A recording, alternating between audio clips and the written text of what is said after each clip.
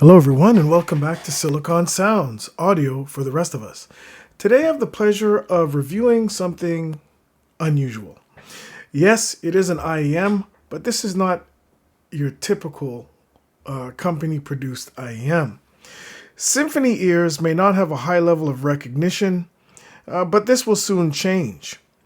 And this review will hopefully give them a little bit more exposure. I'd like to title this review as Vocal Focused Smoothness. This is the Symphony Ears Pre5tige.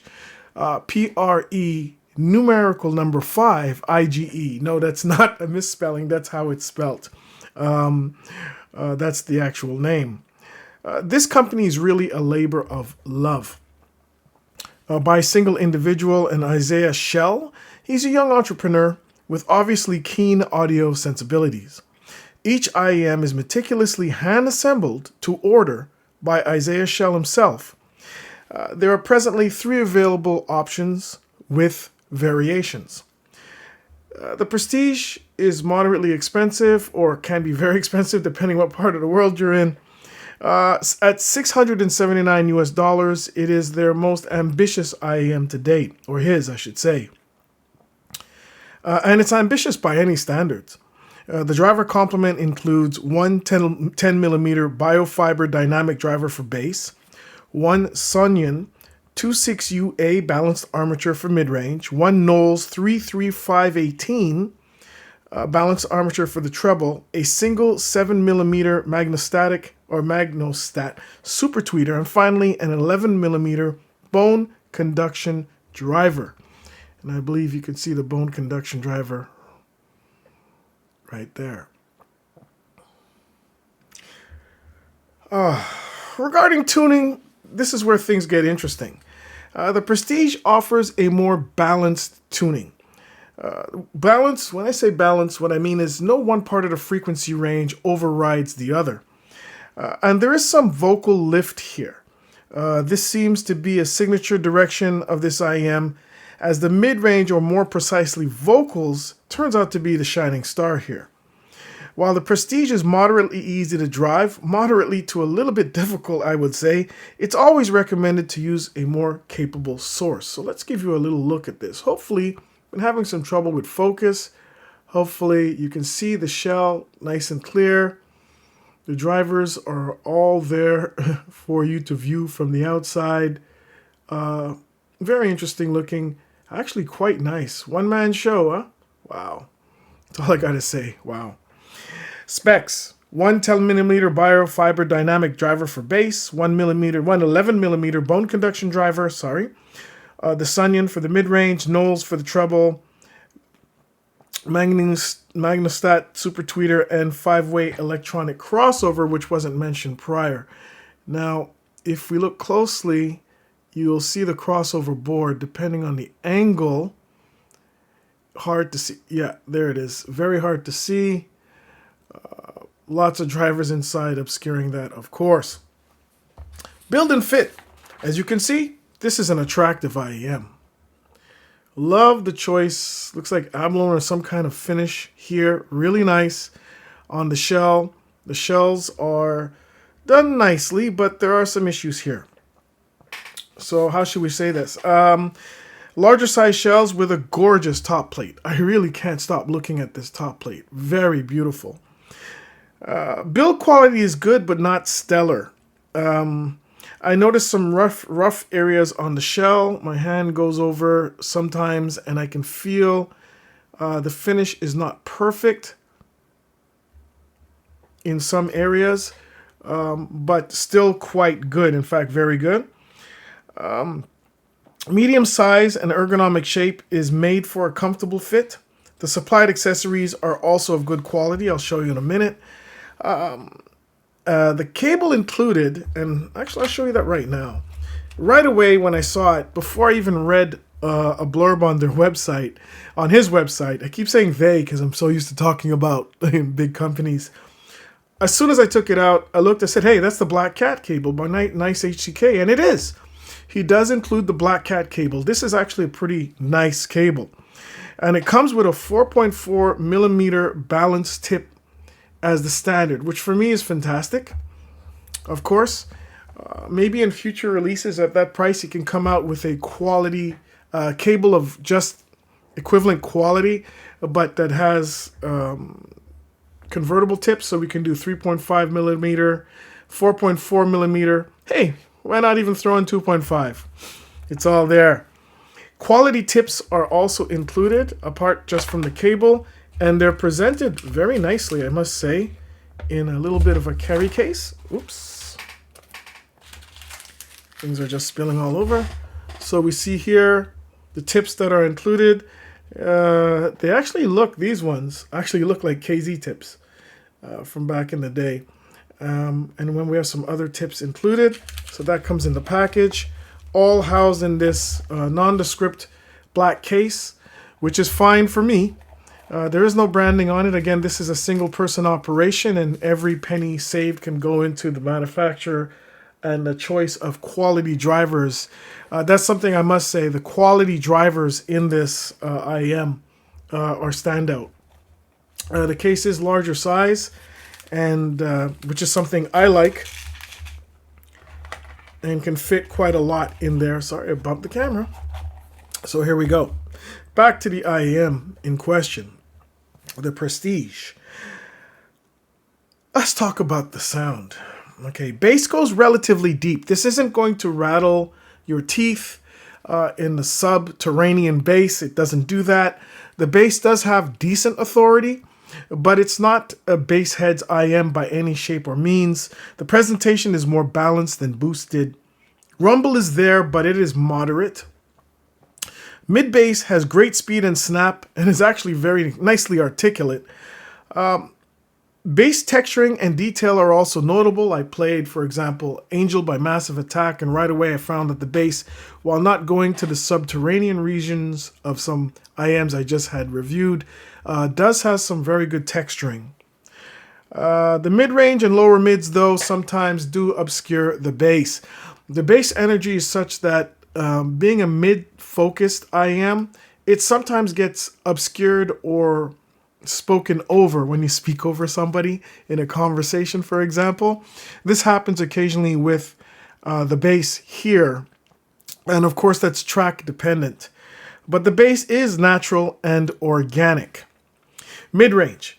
Balanced mid-range presentation. Vocals stand out in the mix. What I garnered from this IM, it's definitely a vocal lover's IM. Detail retrieval is good, macro over micro, but there are good details here. Lower mid-range has warmth, which made male vocals have a pleasing tone with good emotional delivery. Tender-hearted lover, Stoddart, it was absolutely great to listen to. His voice stood out. John Stoddart, and sounded fabulous on the Pre5tige. Female vocals are clear and expressive, pleasing timbre and balance. There's a moderate pinna gain here, and there's little or no harshness present at all. Pinna gain is well under control, and if you listen or read much of my reviews, you'll know that I'm part of the low pinna gain group or crowd. Note weight and density are actually fairly good. Layering and separation are good, but not class leading. The DMA would probably go above this, but the DMA is a dark horse. It's something special there. The SLA3 maybe about the same as that one. I'm trying to think about IMs that I just did review. But it's good. Not class leading, though, at that price range. Transients, though, exhibit a sharp, rapid, and natural attack. Rapid attack, natural decay, I should say. And this is something that really made me sit up and notice a few times, is how the Pre5tige manages transients. Very well done. Sharp attack, very natural decay. Overall mid-range clarity is pleasing, though not class leading. And organic delivery with natural instruments. And again, vocals. There you have that. Now moving on to the treble. The treble extension is reasonable. With all those drivers, I expected it to be a little bit more extended. It is extended to a point, but not as much as I thought with all those drivers. Mind you, treble is is reasonably extended. Inoffensive treble presentation. Some listeners might find it a little bit too controlled. I am not treble sensitive per se. I'm less, I should say, treble sensitive than most. Excessive treble does get to me. And I did find that the Prestige was tuned more for an inoffensive treble. And sometimes I'd ask for a little bit more sparkle and air, although there were adequate quantities of sparkle and air present. Detail retrieval, though, is very good. It does lack some energy with respect to treble energy on certain tracks. The treble presentation complements the rest of the frequency range in tone. One thing about having all these drivers in here is how cohesive it sounds.